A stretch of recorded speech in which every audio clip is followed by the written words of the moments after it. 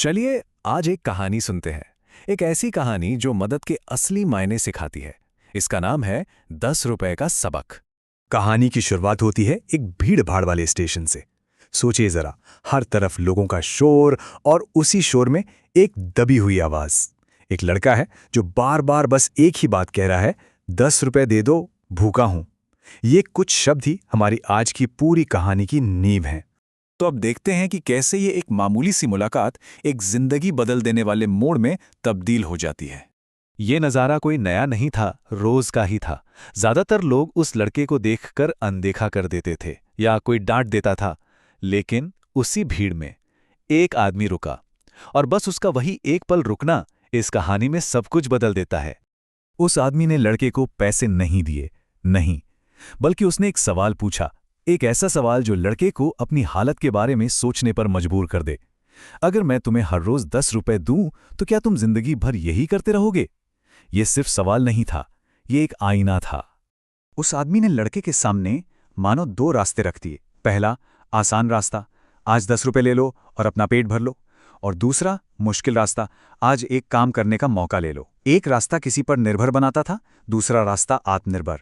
और फैसला उस लड़के को करना था, वो कौन सा रास्ता चुनेगा।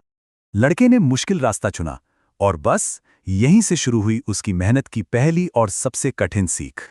भीख मांगने से काम करने तक का सफर भला आसान कैसे हो सकता था? शुरुआत बहुत मुश्किल थी। पहले ही दिन डांट पड़ गई, दूसरे दिन चाय बनाते हुए कुछ गलती हो गई, और तीसरे दिन तक तो हिम्मत ने जवाब दे दिया, मन हुआ कि सब छोड़कर भाग जाऊं। ये बदलाव सच में बहुत मुश्किल था। लेकिन जब भी उसका हौसला टूटने लगता, उसे उस आदमी की कही एक बात याद आती जो उसकी हिम्मत बन गई। आसान रास्ता हमेशा छोटा होता है, पर मंजिल तक कभी नहीं पहुंचाता। बस यही एक लाइन थी जो उसे हर रोज वहां टिके रहने की ताकत दे रही थी। चलिए अब कहानी में 6 महीने आगे चलते हैं। देखते हैं कि उस लड़के की मेहनत ने आखिर क्या रंग लाया। 6 महीने सुनने में ये वक्त बहुत ज्यादा नहीं लगता है ना? लेकिन उस लड़के की जिंदगी में एक पूरा युग बदलने के लिए ये काफी था। 6 महीने बाद सब कुछ बदल गया था। वो लड़का अब स्टेशन पर भीख नहीं मांग रहा था। वो पास की ही एक चाय की दुकान पर काम कर रहा था, अपने पैसे खुद कमा रहा था। लेकिन सबसे बड़ा बदलाव बाहर नहीं, उसके अंदर आया था। अब वो खुद पर भरोसा करने लगा था। उसने अपनी कीमत पहचान ली थी। और अब कहानी अपने सबसे खूबसूरत मोड़ पर पहुंचती है, जब वो लड़का और वो आदमी एक बार फिर आमने सामने आते हैं। एक दिन किस्मत देखिए उन्हें फिर से मिलाती है। वही आदमी जिसने लड़के को एक नई राह दिखाई थी, वापस उसी स्टेशन पर आया। वो इस बात से पूरी तरह अनजान था कि उसकी दी हुई एक छोटी सी सीख ने क्या कमाल कर दिया है। लड़के ने जैसे ही उस आदमी को पहचाना, वो दौड़कर उसके पास गया और बोला, आज 10 रुपए मत देना, आज मैं आपको चाय पिलाऊंगा। इन शब्दों में उसकी मेहनत थी, उसका स्वाभिमान था और उसका धन्यवाद भी था। जो हाथ कभी लेने के लिए उठते थे, आज वो देने वाले बन चुके थे। तो इस कहानी से हम मदद के असली मतलब के बारे में क्या सीखते हैं? चलिए अब इस पर बात करते हैं।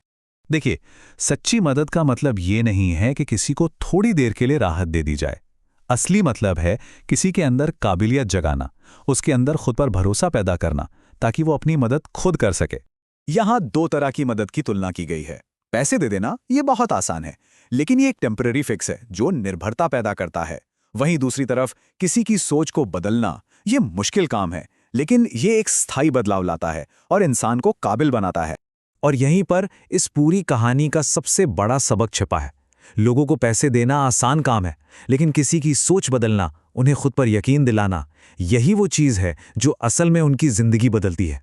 तो अगली बार जब कोई मदद के लिए हाथ बढ़ाए, तो ये सोचना जरूरी है कि क्या हम सिर्फ कुछ देर की राहत दे रहे हैं या सच में किसी को हमेशा के लिए मजबूत बना रहे हैं।